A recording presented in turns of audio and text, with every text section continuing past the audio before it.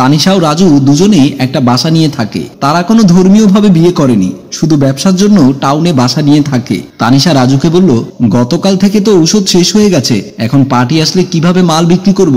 রাজু বলল, মাল শেষ হয়েছে আমাকে গতকাল বলনি কেন?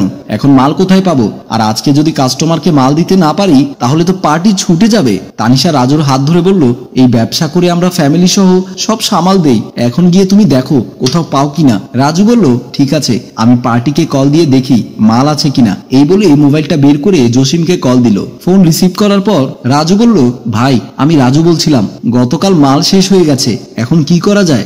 জসিম বলল, আরে তুমি টেনশন করছো কেন? আমি তো কখনো তোমাকে বলিনি আমার কাছে মাল নেই, তোমার জন্য সব সময় আমি মাল রেডি রাখি। রাজু বলল, আমার আস্থা ও বিশ্বাস আপনার উপর আছে, তাই আগেই আপনাকে কল দিয়ে খবর নিচ্ছি, এখন বলেন আসবো কিনা। জসিম বলল, ভাই আপনি আসেন, আমি আজকে বার্গারের রুটির মধ্যে আপনার জিনিস রেডি করে রাখবো, আর প্রতি পিসের মধ্যে 2 টাকা বাড়িয়ে দেবেন, এখন মাল একটু বেশি দিয়ে কিনতে হয়। রাজু মোবাইলটা মিউট করে তানিশাকে বলল, আজকে নাকি প্রতি মালের মধ্যে 2 টাকা করে বেশি দিতে হবে, কি বলো তুমি? তানিশা বলল, সমস্যা নেই, রেডি করতে বলো। রাজু কল মিউট অন করে জসিমকে বলল, ভাই কোনো সমস্যা নেই, আপনি মাল রেডি করে রাখেন, আমি আপনার কাছ থেকে ছাড়া আর কারো কাছ থেকে নেব না। জসিম বলল, ঠিক আছে আপনি আসেন। এই বলে কল কেটে দিল। কল কাটার পর তানিশা রাজুকে বলল, মাল যদি ভালো হয় 2 টাকা কিছু না, কাস্টমারকে বলে নিতে পারবো। রাজু তানিশার কথায় সহমত পোষণ করে বলল, আচ্ছা ঠিক আছে, তাহলে আমি যাই। এই বলে জসিমের কাছে গেল। জসিম ছোট একটা প্যাকেট নিয়ে একটি নীরব রাস্তায় দাঁড়িয়ে আছে আর নিজে নিজে বলল, 1 ঘন্টা হয়ে গেছে, লোকটা এখনো আসছে না কেন? রাজু একটা শপিং ব্যাগ নিয়ে এসে জসিমকে বলল, ভাই আপনাকে দাঁড়িয়ে রেখে কষ্ট দিয়েছি, গাড়ির জ্যাম ছিল তাই আসতে একটু দেরি হয়ে গেছে।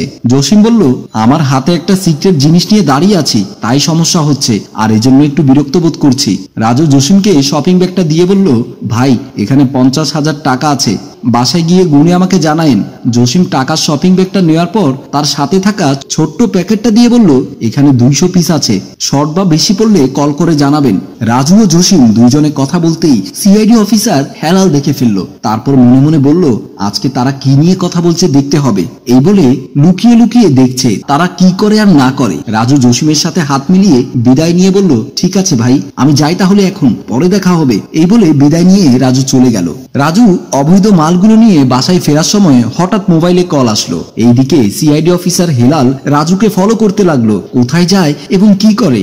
রাজু কল রিসিভ করে বলল, তানিশা কি জন্য কল দিয়েছো, তাড়াতাড়ি বলো, আমি কিন্তু অবৈধ মালগুলো নিয়ে রাস্তায় আছি। সিআইডি হেলাল রাজুর মুখে অবৈধ মালের কথা শুনে আরো বেশি সন্দেহ করতে লাগলো আর কান লাগিয়ে সব কথা শুনতে লাগলো। তানিশা বলল, তুমি বাসায় আসার সময় আমার জন্য নাস্তা নিয়ে এসো, আমার খুব খিদে পেয়েছে।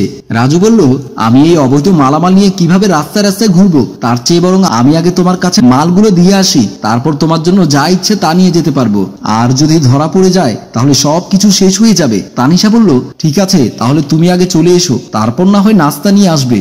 রাজু কল কেটে দিয়ে বাসার উদ্দেশ্যে হাঁটতে লাগলো। সিআইডি হেলালও তার পেছনে পেছনে হাঁটতে লাগলো। রাজু তার বাসার সামনে গিয়ে কলিং বেল টিপ দিল, আর পেছনে সিআইডি অফিসার হেলাল রাজু না দেখা মতো দাঁড়িয়ে আছে। তানিশা এসে দরজা খুলে দিয়ে রাজুকে ভেতরে নিয়ে গেল। সিআইডি রাজু বাসা চেনার পর নিজে নিজে বলল, এখন এক পার্টির বাসা চিনতে পেরেছি, ওই লোক জসিমকে, পরে এসে রাজুকে ধরা যাবে। এই বলে সিআইডি অফিসার জসিমের খুঁজে বের হয়ে গেল। জসিম পান বিক্রি করছে। এই সময় সিআইডি অফিসার হেলাল গিয়ে জসিমের শার্টের কলার ধরে বলল, জসিম একদম কোনো কথা বলবি না, আমি তোকে আমার সাথে যেখানে নিয়ে যাই ওখানে যাবি, আর কোন ধরনের চালাকি করলে তাহলে সিআইডি ঠেলা বুঝিস তো। এই বলে রাজুর বাসায় নিয়ে গেল। জসিম ও সিআইডি অফিসার হেলাল রাজুর বাসার সামনে গিয়ে জসিমকে বলল, ওখানে গিয়ে একদম কথা বলবি না। তারপর কলিং বেল টিপ দিল। তানিশা এসে দরজা খুলে দিয়ে জসিমকে বলল, এটা কে? সিআইডি হেলাল বলল, আগে বাসায় যায় তারপর কথা হবে, বলেই ভেতরে ঢুকে গেল। বাসার ভেতরে যাওয়ার পর হেলাল তানিশাকে বলল, তাড়াতাড়ি রাজু নামের ছেলেটাকে ডাকো। তানিশা জসিমকে বলল, এই লোকটা কে, এভাবে কথা বলছে কেন? জসিম বলল, উনি কে পরে জিজ্ঞেস করিয়েন, আগে রাজু ভাইকে ডাকেন। তানিশা রাজুকে ডাক দিয়ে বলল, রাজু একটু তাড়াতাড়ি এখানে এসো। সাথে সাথে রাজু এসে বলল, এই লোকটা কে, কেন এসেছে আমার বাসায়? সিআইডি হেলাল বলল, আগে বিয়ের কাবিন নিয়ে এসো দুজনের, তারপর জসিমের হাত থেকে যে অবৈধ মালামালগুলো নিয়ে এসেছো ওগুলো সহ আমার কাছে এনে দাও।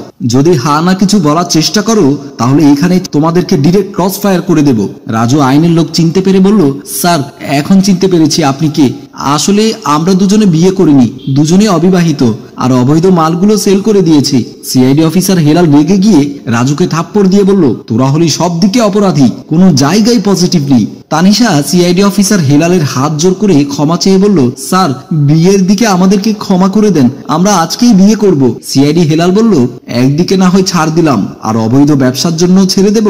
আমি আইনের বাহিরে কাজ করতে পারবো না। তারপর সিআইডি অফিসার মনে মনে বলল, আমি একজন আইনের লোক, সাথে কেউ নেই, এদেরকে যে কোনো ভাবে থানায় নিয়ে যেতে হবে। অনেক চিন্তা করে তিনজনকে বলল, বাসার বাহিরে 10 জন সিআইডি আছে, আগেই বলেছি কোন রকম চালাকি করলে তাহলে শেষ করে দেব। এই বলে তিনজনকে থানায় নিয়ে গেল। চোরের 10 দিন আর মালিকের 1 দিন। সমাজ বিরোধী কাজ করলেই শাস্তি পেতেই হবে।